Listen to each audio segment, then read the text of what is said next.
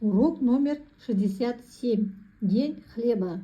Ты научишься слушать и понимать текст, определять главную и второстепенную информацию, подбирать предложения к картинкам, описывать события. Упражнение 1. Посмотри видео. О каком празднике ты узнал? Видеоны көру үшін телефонды QR-кодқа жақындатып сканерлейміз, видеоны көреміз.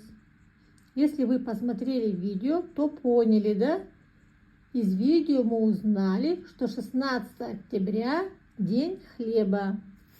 Упражнение 2. Прочитай отрывок из стихотворения Искена Елюбаева. Назови профессии людей, которые будут отмечать День хлеба. Как отведать нам зерно?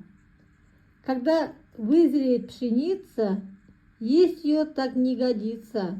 Надо сделать много дел, чтобы ты ее поел. Скосит в поле комбайнер, увезет на ток шофер. Мельник смелит, из муки можно делать пироги. Пекарь хлеба напечет, магазин его пошлет. Так отведаем зерно, когда в хлебушек оно. Бидай толысып піскен кезде оны олай жеуге болмайды. Оны жеу үшін бізге көп жұмыс атқару керек. Мысалы, комбайнерші оны шабады. Жүргізуші бидайды тоққа апарады. Диірменші одан ұн тартады. Наубайшы нан пісіреді, тоқаштар пісіреді. Оны сосын дүкендерге жібереді. Сол дүкеннен алып, біз жаңағы бидайдан нан жейміз.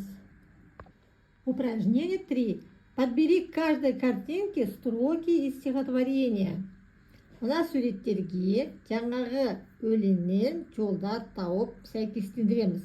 Мысалы, бірінші картина мельница салынып тұр, иә? Оның астында шофер увезет на ток дейді. Бұл сөйлем сәйкес емес. Қай сөйлем сәйкес екенін табамыз. Мысалы, бірінші сурет. Мельник смелит муку. Екінші сурет. Шофер увезет на ток. Үшінші сурет. Пекарь напечет хлеба. Упражнение 4. Прочитай пословицы. Выбери одну из них, расскажи, о чем эта пословица. Напиши ее в тетради. Мына жерде берілген мақал-мәтелдерді оқы, біреуінің мағынасын түсіндіріп бер, дәптерге көшіріп жаз. Хлеб всему голова. Будет хлеб, будет и обед. Упражнение 5. Послушай отрывок из рассказа. Кем работает папа Сетека? Солнце на ладони. Папа Сетека – комбайнер. И днем и ночью можно увидеть, как работает его комбайн в золотистом поле. День, когда начинается уборка урожая, у хлебороба особый. Это настоящий праздник. Машины везут зерно на ток. Из зерна делают муку. И вот уже на бабушкиной ладони лежит горячая лепешка. Она похожа на ласковое утреннее солнце. Нет на свете ничего вкуснее простого хлеба, говорит дедушка. Дедушка, почему? Удивился мальчик. Это особый хлеб. В нем не просто мука, соль и вода. В нем есть тепло солнца. Ну и мы узнали, что папа Сетека работает комбайнером. Упражнение 6. Назови, в каком столбике дана главная информация, в каком второстепенная, дополнительная. Почему? Первый столбик.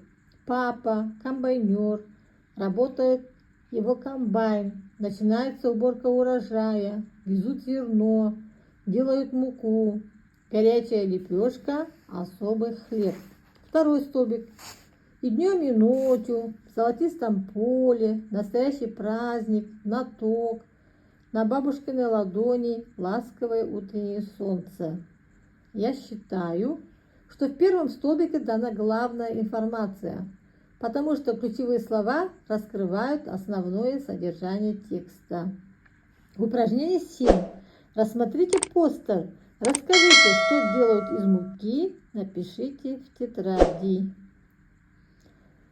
Суретке мұқият қараймыз, оннан қандай тағам жасалады дәптерімізге жазамыз. Из муки делают батон, пирог, торт, бешбармак, баурсаки, лепешки.